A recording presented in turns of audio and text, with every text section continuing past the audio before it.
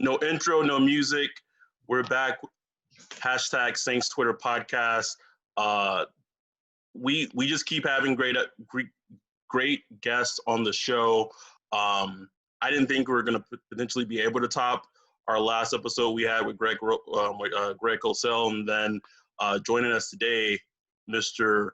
Baldy Breakdowns himself, Mr. Brian Baldinger from the NFL Network. How you doing, Baldy?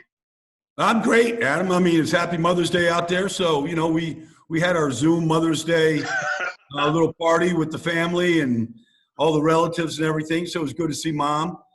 She's doing great, but we're all trying to get back to normal, whenever we can here. So we're all jonesy.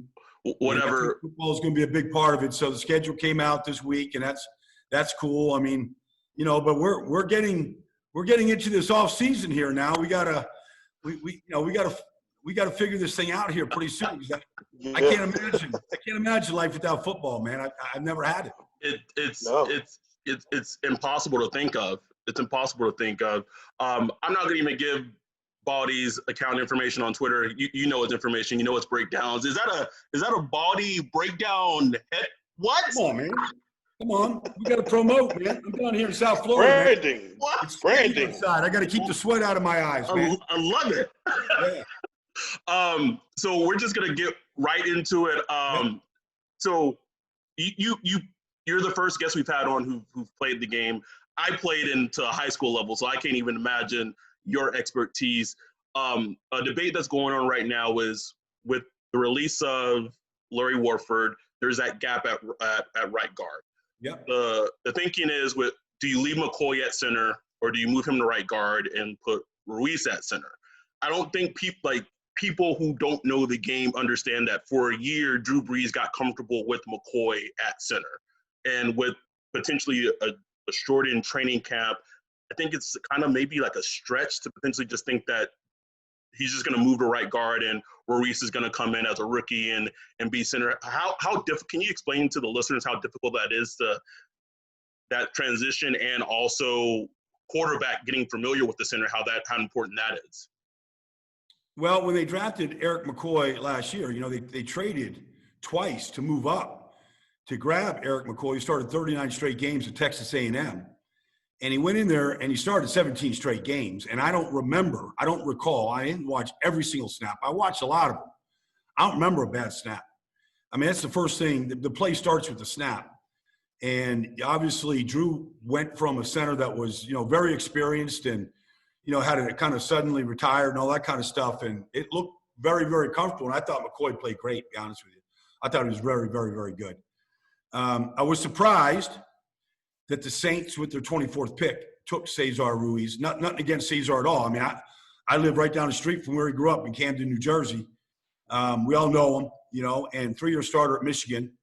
I thought he was clearly the number one center in the draft. They tell me he has played guard. So my inclination is that, and I haven't talked to Sean or anybody. I know Dan Rauscher, the offensive line coach, real well in New Orleans.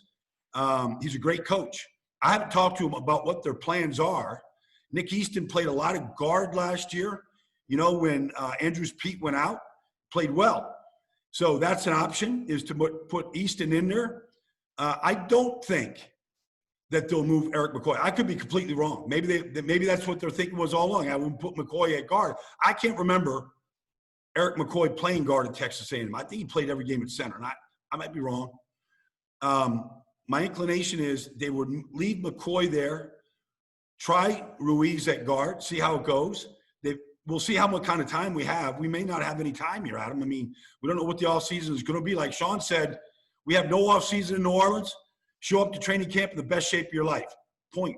I mean, he said that during the draft. It kind of caught me off guard. So these guys aren't going to get time together. So you can't really experiment very much. And, so that's not a something that you can just play around with right now. They don't have time. Right. But one thing I'll say, though, Adam, is, if you go back to the playoff loss, you always go back to the loss. The last loss, what happened? I vividly remember the guards being exposed and the Vikings utilizing the Falcons' game plan against the Saints. Yeah. So you saw, Danielle Hunter, and you saw Everson Griffin go in against the guards and beat them on some of the biggest plays of the game. They didn't do it a lot. You don't need to do it a lot. We've seen Joey Bosa and Melvin Ingram do it to the Baltimore Ravens, and it helped them win a playoff game. It's an adjustment that they'll just out-athlete the guys inside. Mm-hmm. And they caused some major disruption against a great offense. Now, it wasn't the whole reason why the Saints lost. Right. But you gotta look at what happened. And so to me, they're looking to upgrade the interior of the offensive line. And I don't know what combination it's going to be just yet. Right. So, by the way, hi Brian. This is Ryan. Huge fan. We love you so much. Where's down your here. picture at, Ryan? Why aren't you on camera? We can't do that. Well, look, the lighting in here is kind of bad. So, well, that's not okay. That's an excuse. You see me. I have my headset. Yeah. The lighting's terrible. Baldy wanted me on bid. I put the bid on for Baldy. No. All right. Hey, these are questions you got to ask. You don't get. There you are. All right, Ryan. Hey, come on, you're cool. Peer pressure. There you go. All right. But one of the things Saints fans loved about your breakdowns over the years, especially 2017 when we drafted Marshone Lattimore, mm-hmm. and you would do the Baldy breakdowns every week, and that was when Lattimore, he was coming on as a rookie, and he was having some pretty good stretches there, and you were doing such a great job of just highlighting the real nuances of the cornerback play going on. As far as Lattimore, have you seen this is your overall thoughts on him over the past couple of years? Because some Saints fans just kind of worry he starts the season kind of slow, but then there are stretches where he's just having brilliant play. What's your thought? Because the cornerback position is, obviously a very hard position to play. What's just your overall thoughts on Marshone Lattimore? Well, nobody can get me to say anything bad about Sean. I mean, Marshone Lattimore is, Glenville High School, Cleveland. He was raised the right way. He was taught the game the right way. He wore the deuce at Glenville High School. Only the best players. Not every year they have somebody wearing the deuce. I mean, put the ball in his hands. He knows how to play football. He knows how to tackle the football. He knows how to defend it. Now, he's had injuries, and they can knock anybody down. But when he's healthy, he's an elite player. When I watch him against the elite players, Amari Cooper, when I watch him, against Mike Evans, when I watch him against pure number one wide receivers, I think it brings the very best out of him. I think that's what he loves the most. I mean, he can play zone. He can play off. He can do a lot of different things. I mean, everybody's got to be able to do that. But I think if you said to Marshone right now on this podcast or, in this Zoom conference, like, what do you want? That's what he wants to do. He wants to go against your number one and lock him up. And I think when he's healthy, he can do it just about as good. I mean, I don't know if he's Stephon Gilmore good. I mean, Stephon Gilmore said, he was just off the charts good this year. Yeah. But he's in that category, Tre'Davious White. I mean, if he's not Stephon, he's right there. And I expect him, if he's healthy, that he'll do the same thing this year. When they seize those receivers with Tom Brady, I mean, can you wait for the first New Orleans and Tampa game to get started? I mean, I can't wait for it. Fireworks. Fireworks. So, I don't know what Marshawn's going to do. Is he going to be on Mike Evans? Is he going to be on, Godwin? Yeah, he's going to be on Mike. Yeah, he wants Evans, man. And Evans going to push off on him. Marshawn's going to say, what's going, he's going to look at the ref. So, look, I mean, it's on. Game is on. Brady's throwing the ball. I mean, it doesn't really matter. Like, I'm a Marshone fan, as you can tell. I mean, I love everything about him. And so we've become a little bit of friends over the years. So, but I criticize him. I criticize him, if it's necessary. But when he's healthy, he's an elite player. I agree. Also, kind of sticking on with your breakdowns is just kind of your breakdowns of can't guard Mike and what he's brought to the wide receiver position. With the addition of Emmanuel Sanders to the offense, what are ways that you could see Sean Payton, there aren't many games where Mike Thomas gets blanked out, but there's some times where a defense will, a good defense coordinator will have a good scheme where they can limit Michael Thomas. What can Sean Payton do with having a true number 2 with Emmanuel Sanders finally in the offense? Do you remember Week 11 against the 49ers? You remember that game? I mean, it was the best regular season game of the year. Me and Ryan talked about on the last podcast in terms of complete offensive brilliance from Sean Payton and Kyle Shanahan. Okay, so, they're down 2 or 3 scores, and Sanders goes 75 on a double move. And it gets the 49ers right back in the game in one play. 75 yards, double move, 49ers in the end zone, and they're right back in the game. I mean, that's Emmanuel Sanders. He is an elite route runner. Now, look, Michael Thomas wants 140 catches. Believe me. I mean, he's greedy.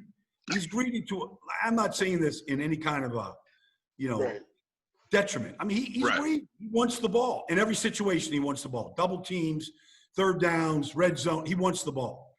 No doubt about it. But Emmanuel Sanders is an elite route runner. And he's got subtle moves. He's got to get, Drew Brees has got to get to know him and feel him. Now, he had pretty quick timing, with San Francisco this year when he came on board from Denver, which is a good thing.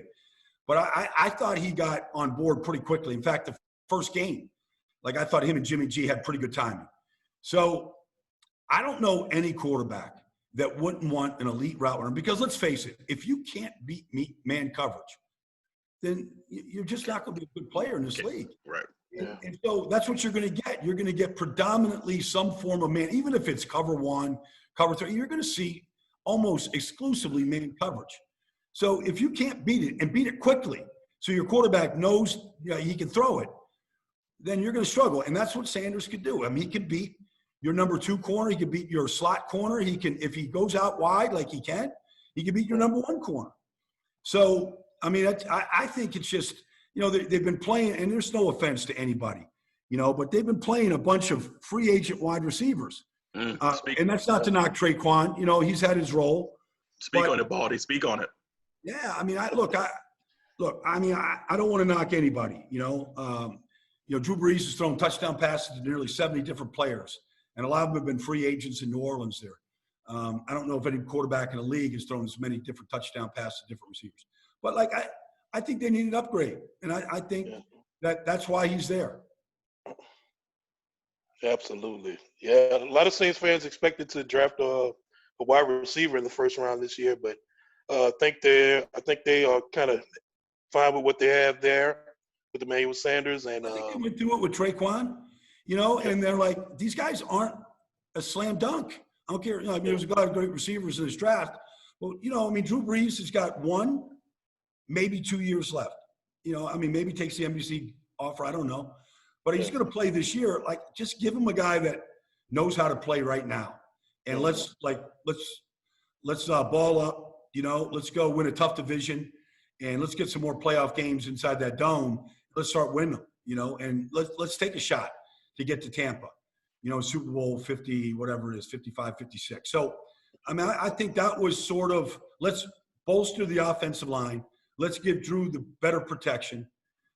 Let's get nasty up front with some guys, and let's go finish this thing out. That said, so they don't take a receiver at 24, and me and Ryan talked about this. The receiver's kind of like that shiny Christmas present that all fans, of football teams want when the draft. But it seems like they are comfortable with adding Sanders, having Taysom Hill's role still be what it is, if not more expanded, as well as they did take Adam Trautman in the 3rd round. I foresee kind of a renaissance of Sean Payton utilizing more 12 personnel, even potentially 13 personnel with Cook, Hill, and Trautman.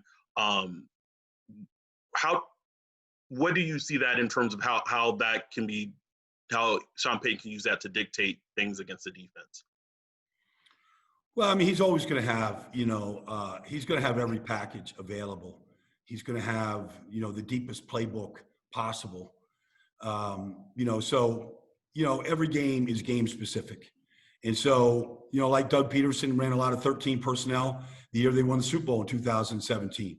It was really, really valuable. You put run formations out there, you sell run, and you play action pass, and, You get a couple tight ends that can run like Troutman or Jared Cook or whoever, along with Michael Thomas or Sanders, whatever combination. And you got AK-41 back there. I mean, you got a lot of options off max protection, play action.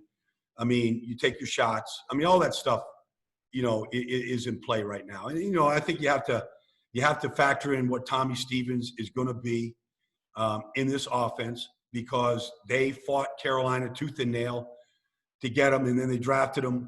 They weren't not going to come out of this draft without Tommy Stevens. I mean, he's just going to be a valuable chess piece. And I don't know what the packages are that Sean Payton is going to create with him. Nobody knows, but they drafted him for a reason, and he's going to be active, and he's going to be a part of this game plan.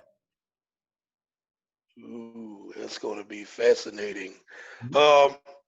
Another player I just wanted to ask you about before we let you get out of here. I don't know how much I know you watch so many players, but Marcus Davenport. I've seen Saints fans, considering what was given up to get up to go draft him.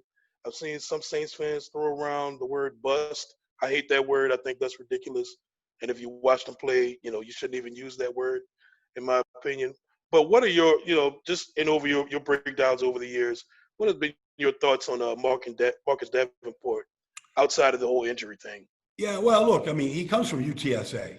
I mean, we're talking about a Conference USA program where he was, just a man amongst boys. But, he had, like a lot of guys.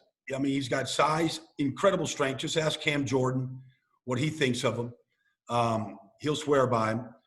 But this is the third year. I mean, this is the year where he's got to really show up. He's got to, you get home field advantage inside that dome, that crowd noise. You got to make that pay.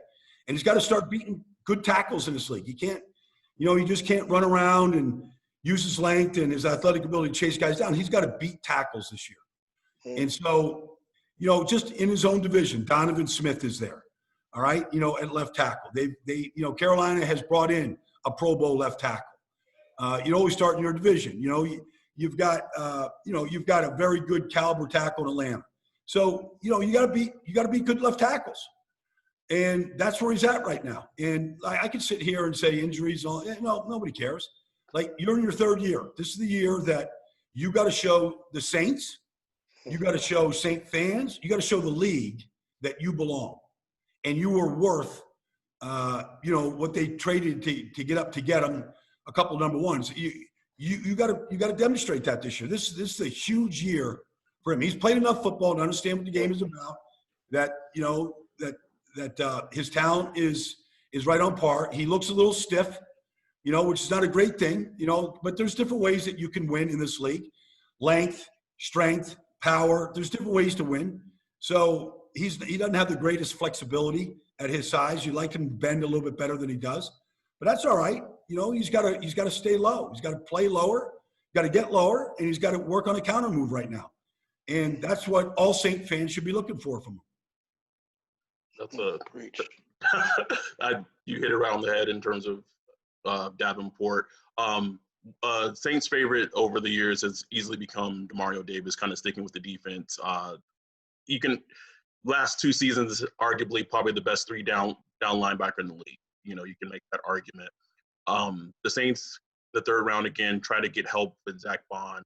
And speaking of pass rush and Davenport, and getting more pass rush, and also maybe someone that can, Davis can have in terms of as a running mate at linebacker. There's the injuries with Anzalone. There's the injuries with Kiko. What did you? I don't know if you had a chance to scout Zach Bond, but like, what does he bring as a player? And my concern for him is, at Wisconsin, he did a lot of rushing the passer, and the Saints potentially may have a plan where he may be playing middle linebacker or weak. How potentially could that transition go for him? Well, I mean, you look at the guys that have come out of Wisconsin. I mean, TJ and the guys that have come out of there playing that position. He plays just like him. I mean, he's just got his hair on fire. He played hard as hell. He doesn't hear the whistle. He chases everything. He's got the ability to turn a corner. I can see him in a variety of ways, using him in a variety of ways right now. A lot of teams are blitzing their best pass rushers up the middle right now and just trying to find crevices. And shooting the A-gaps and bringing them off the ball. So there's different ways that you can do it. I'm sure they have a package for him week one, to start the season. So, look, he's a third-round pick that has real skills. People thought he might go in the second round. That's probably where he was valued. But he's got real versatility to him at good size. So you can't have enough good athletes out there on defense. I mean, you got to be multiple. They moved Cam Jordan around. They moved DeMario around. I mean, I think Zach Bond would be a chess piece for him. Whether he starts, how many plays he plays remains to be seen. But, it's about getting to this quarterback in the league. And sometimes you got to create it. Sometimes you just need to be as many good athletes on the field as possible. I see, third downs now, or the down you got to win. And so you got to be able to cover. You got to be able to get to the quarterback. You got to be able to tackle in space. I think, the guys that are almost positionless football is kind of where it's going. And to me, Zach Bond kind of fits that bill. Yeah.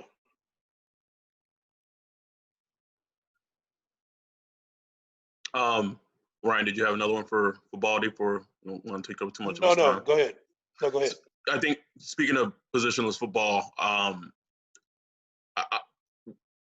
think as a football fan, without having the all 22, it is almost so impossible to really know what a player like Marcus Williams brings to the defense. I get that their notion of, for Saints fans, there's the Minnesota Miracle, and sometimes he does make plays where he maybe inadvertently hit a Saints teammate that may lead to a bigger play for the opposing team. But as terms of, you get the all 22. You see what Marcus Williams does from the free safety position and being a true free safety. Can you just speak on that a little bit into what he brings to the defense? Because a lot of Saints fans are down on him or potentially don't think he potentially deserves an extension, which is completely wild to me. And I don't even, have all 22, but just what that position brings to a defense. Well, first of all, I mean, if you're just watching the television copy of a game, you never see the free safeties. Never in your season. The only time you ever see them is if there's a big play involved, whether he makes it or he gives it up. That's the only time you ever see them, is if they go to replay. And if they don't go to replay, you never see the free safety the entire day. So you need the all 22 to kind of watch them. So, look, let's face it. Big plays happen against defenses in the league, either because there is somebody misplays a ball down the field, or somebody misses a tackle that goes for a big play, and it usually falls on the safeties.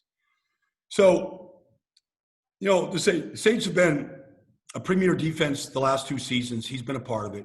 I'd say the best thing that's going to happen for Marcus Williams this year is Malcolm Jenkins coming back to New Orleans. I mean, he's a coach on the field.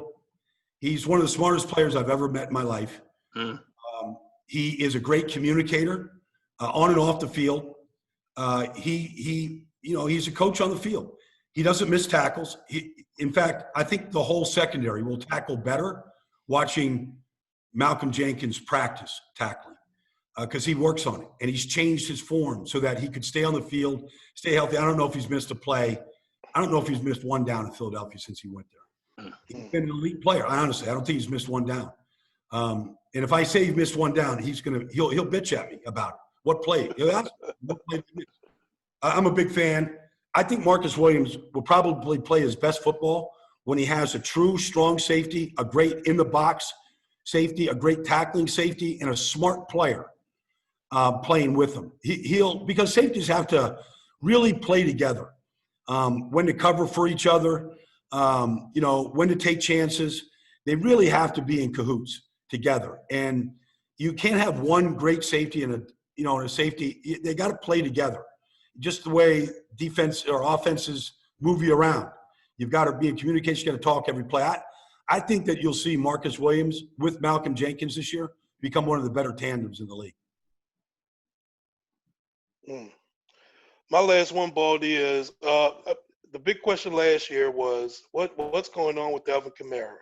You can see him move it, and they said he was healthy, but if you watched him, something just wasn't right.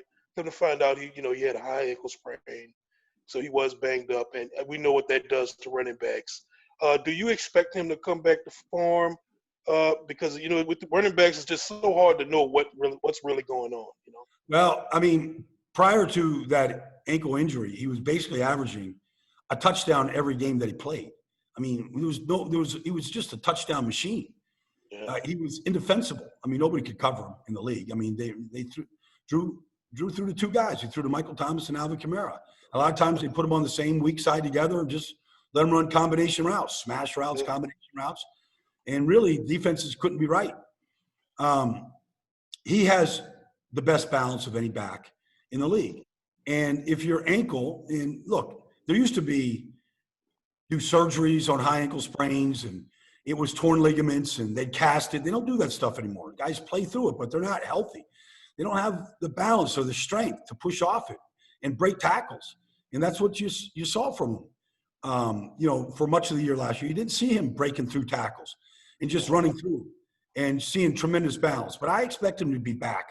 He's still young. I don't think he's taken nearly enough hits, to really be beat up by any stretch. In fact, he doesn't take hard hits. He just avoids them. I expect Alvin Kamara to look like he did his first 2 years this coming season. Ooh.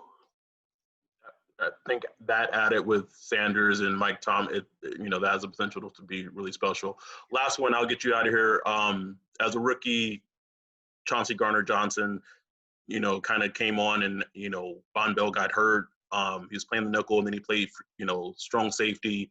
He just kind of busted on the scene in terms of just eye-opening plays he would make on the defense, just as a fourth-round pick.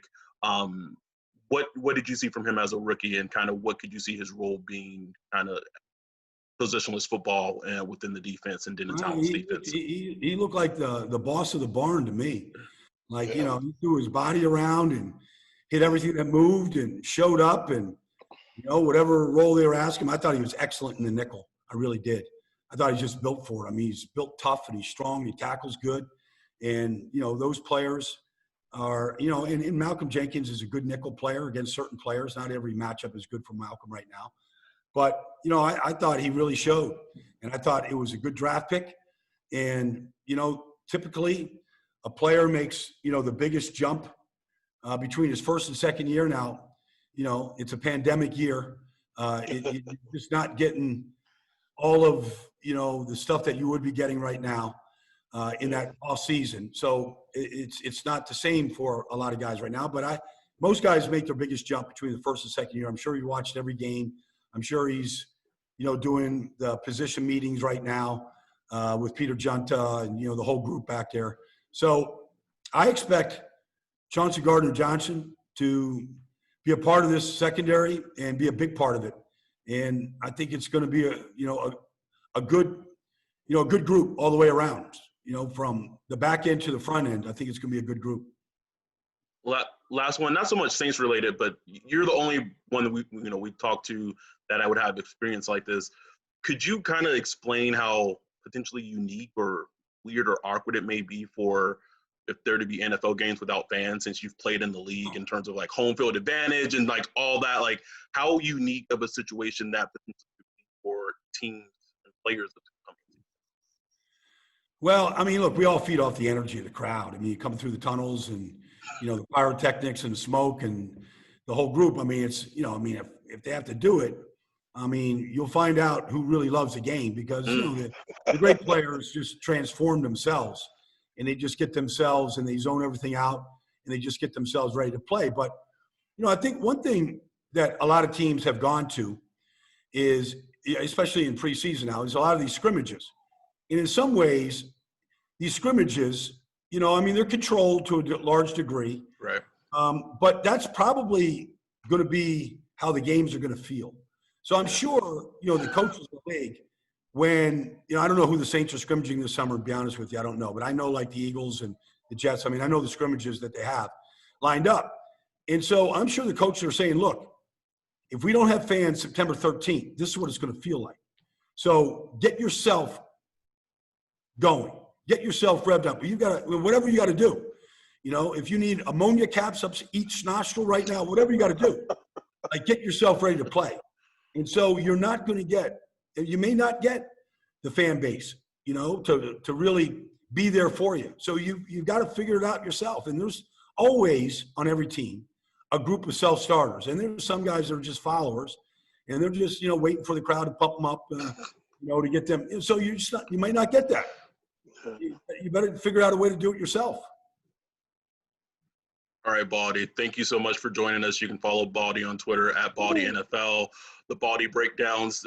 When the Saints win and he breaks down a game, it feels like Christmas. But when they lose and he breaks down the game, we just skip those tweets for on that Monday. But he's an equal opportunist. He lets each team has it, each player has it. That's why we love him. We love the Baldy breakdowns. I hope everyone in your family and all the women who are moms in your family, Baldy had a great Mother's Day. And to all the mothers who may be listening to this, I hope all you ladies had a fantastic Mother's Day as well. Thanks so much for coming on, Baldy.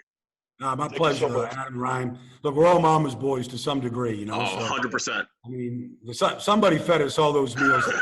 100%. So we should never stop paying them back. Always. Great day. Excellent. Thanks, guys. Appreciate it now.